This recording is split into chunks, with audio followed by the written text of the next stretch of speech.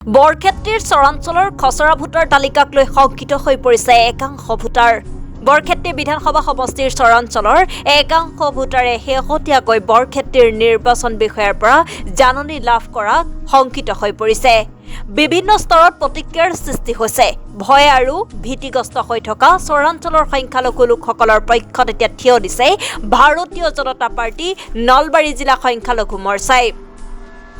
ভাৰতীয় জনতা পাৰ্টি নলবাৰী জিলা সংখ্যালঘু মৰ্চাই আজি বৰক্ষেত্ৰীৰ ৰাজচক্ৰ বিষয়া কষ্ট প্ৰয়োগ সাক্ষাৎ কৰি বৈধ ভাৰতীয়সকলক হাৰাশাস্তি নকৰিবলৈ এখন স্মাৰক পত্ৰ প্ৰদান কৰে।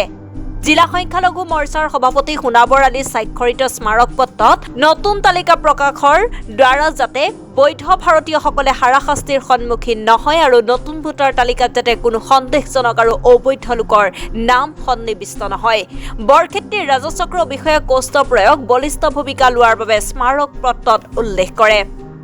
আপোনালোকৰ চেনেলক মই স্বাগতম জনাইছোঁ আৰু লগতে নৱবৰ্ষৰ ওলগ জনাইছোঁ।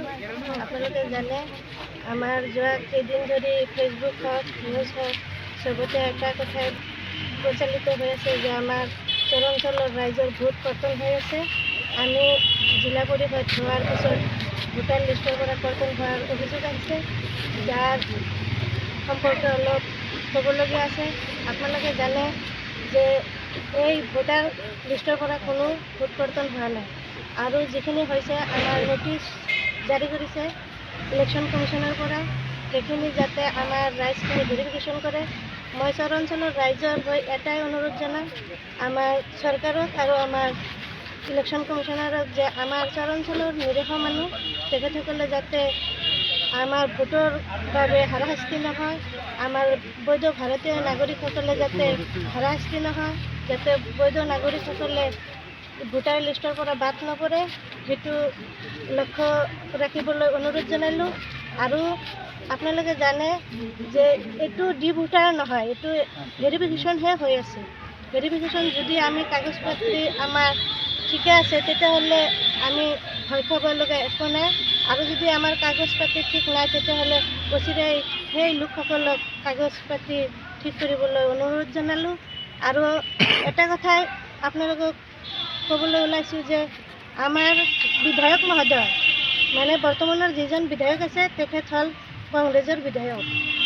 তেখেতসকলে চৰাঞ্চলৰ পৰা 90% ভোট লৈ বিধায়ক হৈছিল আৰু চৰাঞ্চলত এইবাৰ আমাৰ বিজেপিয়ে পঞ্চায়ত দখল কৰিছে।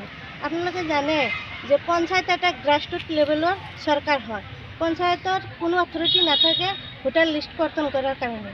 কিন্তু মই যদি জিলা পৰিষদ হৈ কৰ্তন কৰিব পাৰোঁ, তেখেতসকলে বক্তব্য কৰে বা মন্তব্য কৰে, তেতিয়াহ'লে তেখেতে MLA হয় কিয় সেইটো ষ্টে কৰিব নোৱাৰে, কিয় ৰাইজৰ লগত কিয় হ'ব নোৱাৰে।